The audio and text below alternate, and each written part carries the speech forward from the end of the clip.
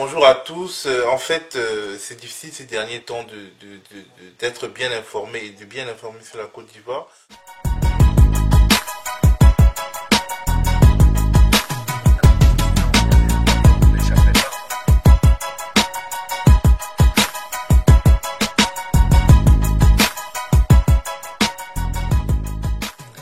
Alors, ce qui me frappe, c'est de voir comment le storytelling mensonger des politiques, relayé par les journalistes, une presse, il faut le dire, complaisante et complice, finit par avoir la prétention d'écrire une histoire qui n'est pas l'histoire, totalement mensongère, en se fondant sur la prétendue véracité des images, notamment de ce qu'on appelle les images amateurs qui, dans le cas d'espèces, ont été filmées par un membre des forces républicaines de Côte d'Ivoire, donc à l'armée d'Alassane Ouattara. Les images qu'on voit posent plus de questions qu'elles ne donnent de réponses. Elles laissent transparaître quasiment de manière à 100% plausible un mensonge d'État. Donc Laurent Gbagbo a été arrêté, polémique sur est-ce que ce sont les Français qui l'ont fait ou pas. Longuet nous explique que ce n'est pas les Français et nous explique que la preuve viendra bientôt à travers des images filmées par des protagonistes qui ne sont ni l'ONUCI ni la force Licorne. Donc on se dit bien que ce sont les ex-rebelles ou bien les rebelles, ça dépend de comment on se situe des FRCI. Alors on ne sont pas intervenus directement pour arrêter Gbagbo et sa famille. Malgré tous vos démentis, personne ne vous croit. Et c'est une erreur. Et grâce à l'information en direct d'aujourd'hui, vous savez, toutes les images seront inéluctablement disponibles. C'est-à-dire que tout a été filmé. Tout est filmé en permanence par les uns et par les autres, et je suis absolument certain que nous aurons des images de toute l'opération, non pas d'ailleurs de l'armée française, mais de l'ensemble des acteurs qui, à travers leur iPhone, à travers leur caméra, à travers des communications, tout se reconstitue et l'on saura qu'aucun soldat français, aucun soldat de l'ONUCI d'ailleurs, n'est rentré dans la résidence présidentielle. Globalement, Gérard Longuet, ministre français de la Défense, nous dit vous aurez toutes les images, vous verrez qu'il n'y a pas eu de soldats français, de soldats de l'ONUCI dans la résidence de Laurent Gbagbo. Très vite, bien entendu, c'est téléphoné. France 2 diffuse ces images exclusives filmées par les soldats des FRPI qui prétendent nous montrer toute la vraie histoire de la capture de Laurent Gbagbo.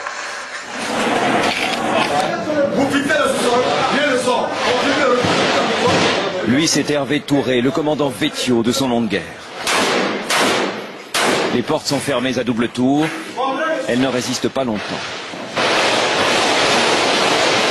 Au rez-de-chaussée, personne. C'est au sous-sol qu'ils trouveront Laurent Gbagbo. Et en réalité, nous ne sommes pas au sous-sol. Ici, nous sommes au rez-de-chaussée. La preuve, la source de lumière. Ce qu'on a de la vidéo des FRCI ne montre pas du tout l'endroit où Laurent Gbagbo a été capturé. C'est juste avant de sortir de sa résidence qu'on lui met ce gilet pare-balles. Donc tout ce qui a été filmé au sous-sol nous est caché. Ils lui font enfiler un gilet pare-balles et mettre un casque. Laurent Gbagbo paraît dans un état second, sous le choc, mais soulagé sans doute de ne pas avoir été abattu par les membres du commando. Sur son passage, on s'interroge, est-ce bien lui vraiment? Oui, aucun doute. Simone, sa femme, n'a pas droit aux mêmes égards, on l'insulte et on la frappe. Très vite, on les conduit à l'hôtel du Golfe, le QG d'Alassane Ouattara. Pour le commandant Vétio, le combat n'est pas terminé. Il traque les derniers partisans de Laurent Gbagbo, qui aujourd'hui encore n'ont pas déposé les armes. Quand Gérard Longuet nous parle de toutes les images, on voit bien que c'est très peu. On ne nous montre en réalité que des images sur lesquelles les forces françaises et les forces onusiennes n'apparaissent pas. On ne nous montre rien de la capture en réalité de Laurent Gbagbo. Absolument rien. Selon le témoignage que j'ai recueilli d'un employé de la résidence, en fait c'est à partir de la résidence de France qui est contiguë à la résidence présidentielle de Côte d'Ivoire que les soldats français sont entrés en faisant exploser le mur de béton qui entravait la circulation entre les deux parties du tunnel que Houphouët-Boigny avait construit entre les deux résidences pour pouvoir être évacué en cas de pépin à la résidence de France et donc être sur le territoire français jusqu'à ce que l'ordre soit rétabli ou alors jusqu'à ce qu'il soit évacué en cas de révolution.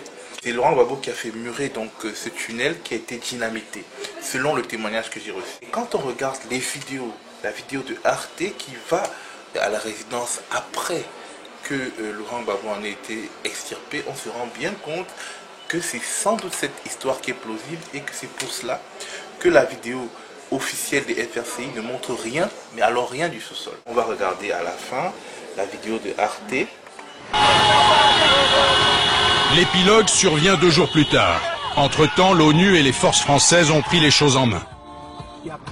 À l'annonce de la capture de Gbagbo, toutes les troupes qui n'y ont pas participé se ruent vers la résidence. Les canons français ont ouvert une brèche, mis le feu au bâtiment, forçant Gbagbo à la reddition. À l'intérieur, quelques traces de combat et des pièces livrées au pillage.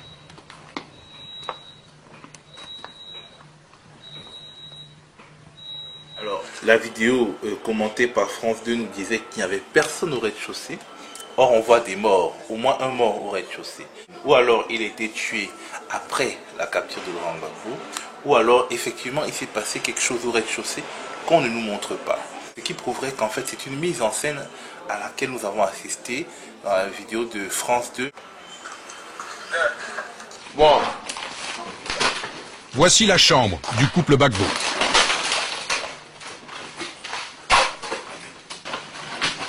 C'est le lit de Gbagbo, ça? Ouais, c'est la chambre de Gbagbo, ça. La garde-robe de Simone, l'épouse détestée, pas plus que les caisses de champagne, n'échappe à l'appétit des vainqueurs. C'est les robes de Madame Gbagbo? C'est Madame Gbagbo, ça? Oui.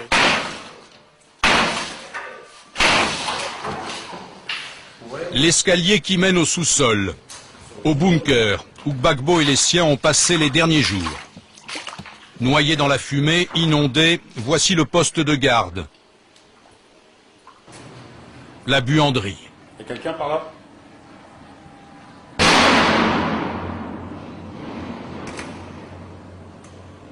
Ça montre que des canalisations ont explosé. Il y a beaucoup de fumée, énormément de fumée. Plusieurs heures après, ça veut dire qu'il y a eu une explosion, il y a eu du feu. Et donc c'est pas des tirs à la calage qui le font, c'est qu'il y a une vraie explosion. Il y a eu beaucoup d'enquêtes, de pseudo-enquêtes, notamment dans Libération, qui nous racontaient la capture de Gbagbo et qui se fondait sur la vidéo de France 2 pour nous dire en fait il n'y a jamais eu personne, aucun soldat français au sous-sol. Dans toutes ces enquêtes, il n'y avait pas un seul point de vue d'un témoin de l'autre côté, de quelqu'un qui était du côté de Gbagbo, alors que je pense que ça aurait été facile de l'avoir. Et on se demande même si tous ces gens n'ont pas été arrêtés, y compris ceux qui n'ont pas de rapport avec la politique, pour empêcher qu'ils ne divulguent trop vite la vraie histoire de cet enlèvement.